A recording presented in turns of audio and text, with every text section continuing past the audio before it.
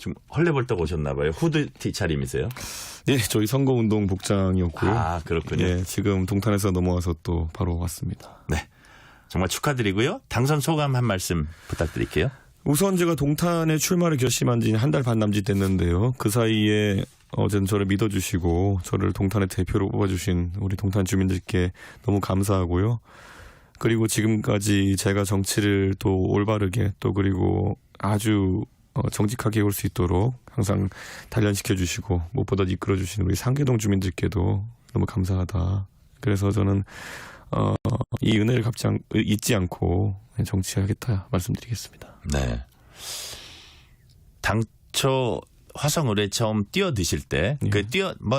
뛰어드실 때는 이제 좀 막연하니까 뛰어드신 다음에 조금 다니셨을 때 이 예. 승리를 어느 정도 예측하셨습니까? 만약에 퍼센트로 따진다면. 좀 막막하지 않으셨어요? 처음에는 저는 이제 사실 외견상의 모습만 보고 예. 제 생각에는 제가 일할 것이 많다라고 생각해서 동탄으로 갔는데요.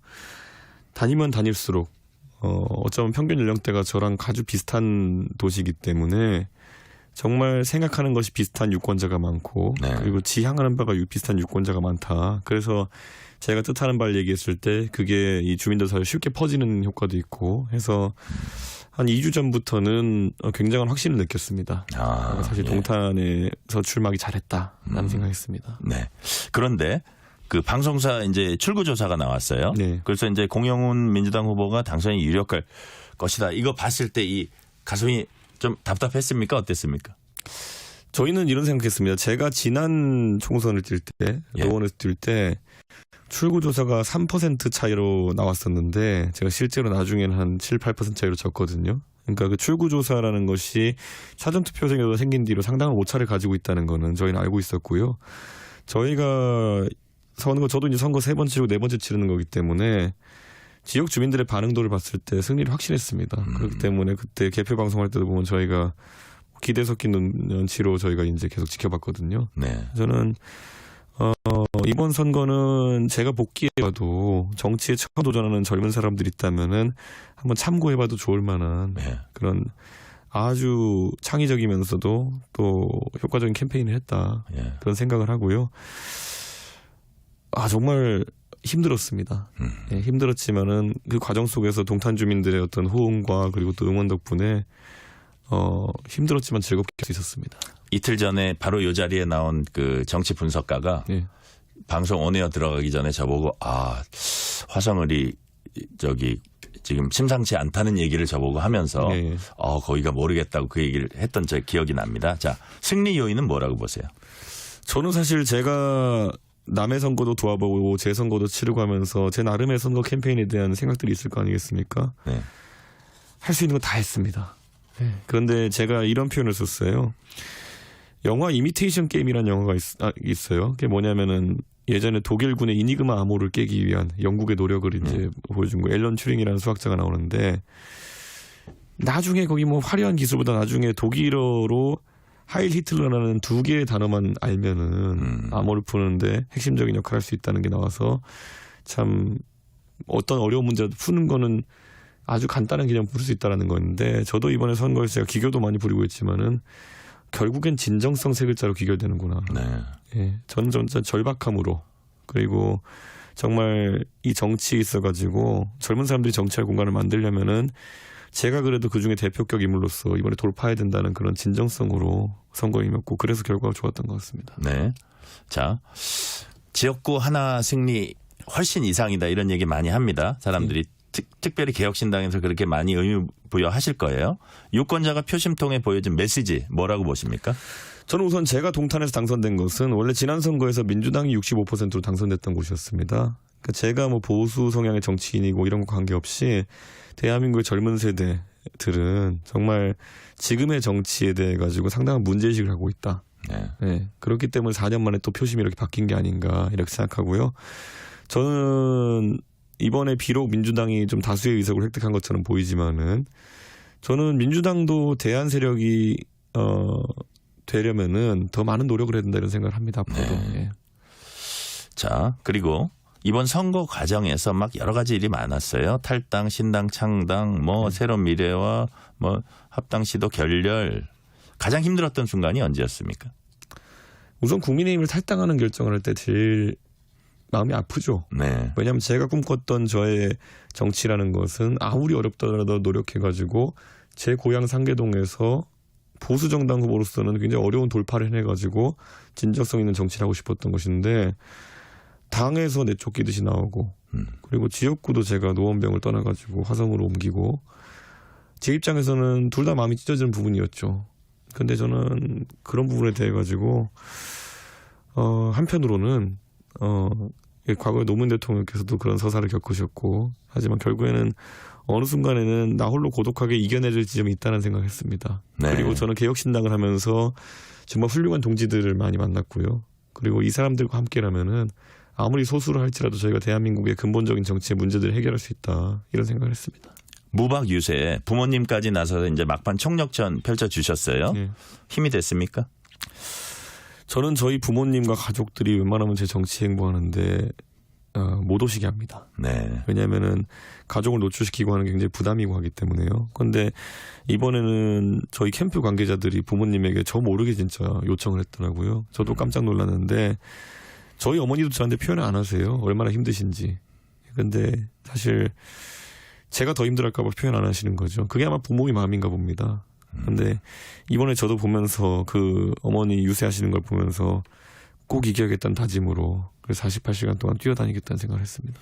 자식으로서 좀 울컥하셨을 것 같다는 생각은 드는데 자 이제 입성하게 되시면 차별성 있게 견제하겠다 이런 말씀하셨죠? 예, 맞습니다. 무슨 뜻입니까?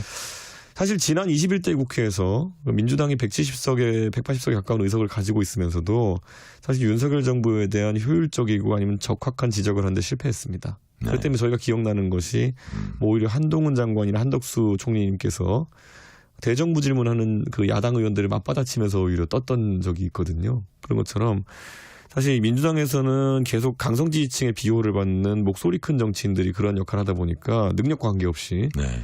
오히려 정부 견제라는 원래 목표보다는 자기 지지층한테 그냥 환호받기를 원해서 의정활동하는 것 같아요. 근데 야당 의원의 본분이라고 하는 것은 결국 국정의 잘못된 부분을 짚어내는 거거든요. 예. 개혁신당의 저희 의원들은 앞으로 그런 부분 집중해가지고 굳이 정쟁을 하겠다는 얘기 아닙니다. 하지만 정부가 잘못하는 것에 대해서는 큰 목소리가 중요한 게 아니라 아주 논리적이고 적확한 지적들을 해내는 게 중요하거든요. 네. 이주영 그 비례대표 1번 후보, 천하람 2번 후보 저까지 해가지고 저희는 그런 면에 있어가지고는 주목받을 수 있는 사람들이라 이렇게 봅니다. 지금 2번까지 됩니까? 지금 KBS는 다소 신중해서 아직까지 안 띄운 것 같은데 다른 예. 방송사들은 천하람 후보까지 당선자가 뛰고 있습니다. 예, 아, 그렇군요. 예. 자, 그렇게 이제 차별성 있게 견제한다고 하셨는데 홍준표 대구시장은 이런 얘기를 했어요. 이준석 대표가 당선되면은 한 식구가 될 수밖에 없을 거다. 사안에 따라서 그럴 수도 있는 겁니까? 이게 이 말에 대해서는 어떻게 보세요? 홍준표 대표님이야 저를 워낙 아껴주시기 때문에 제가 항상 조언은 감사하게 듣고 있고 네. 우선 근데 개혁신당은 선명한 야당입니다. 그래서 저는 지적하는 부분을 선명하게 지적하는 것이 먼저고요. 개혁신당은 어느 정도 조정자 역할도 해야 됩니다. 저희 비례대표 1번이 기픽과인 소아과를 마지막까지 지키던 의사라는 것이 의미하는 바는 사실 정부가 최근에 막무가내로 진행했던 좀 과제들이 있거든요. 네네. 그런 것들을 정말 저희만의 의견을 조율해내는 것도 중요하다. 그래서 조율의 역할, 견제의 역할 다 해내겠습니다. 네. 자, 오늘 일정 어떻게 되세요? 좀 부족한 잠을 보충하려고 합니다. 아, 그래요? 네, 그리고 저희가 이제 또 3시에 저희가 해단식이 있거든요. 방송 끝나면 가서 맥주 한잔 하셔야겠네요. 4시간만 자고 저녁에 혹시라도 그런 지인들과 맥주할 기회가 있으면 한번 해보겠습니다. 그 맥주 맛은 아주 좋겠는데요. 아, 근데 솔직히 말씀드리면은 제가 감사 인사 드려야 될 유권자들이 화성의 유권자들 네네. 그리고 또 상계동의 유권자들입니다. 그래서 네. 아마 한 주 정도는 고마운 분들 찾아뵙고 연락드리는데 좀 매진하지 싶습니다. 자, 어떤 정치인이 되고 싶으십니까? 어떤 수식어가 붙었으면 좋겠어요? 국회의원 이준석 앞에. 이번에 제가 느꼈던 진정성이 제일 큰 것이고요. 저는 나중에 정말 진정성 있게 정치했던 국회의원으로 기억되고 싶습니다. 그래서 제가 영광을 누리려면 사실 거대 정당의 당대표도 해봤고요. 여러 가지 영광 누렸는데 제 개인적인 영광보다는 정말 민생이 너무 어렵기 때문에 때로는 국민을 대변하는 시원한 이야기도 많이 하고 싶고요. 네. 그리고 국익이라는 것이 참 이제 모호해지고 있는데 저도 미국에서 유학하면서 기라성 같은 제 친구들과 항상 경쟁하면서 언젠가는 나라를 위해 가지고 내가 한 멋진 일 해보고 싶다는 생각했거든요. 네. 저는 의원으로서도 또 그런 부분을 하고 싶은 욕심이 많이 들고 있습니다. 구체적으로 뭐 법안일 수도 있는데 개원하면 가장 뭘 추진하고 싶다. 어떤 게 있을까요?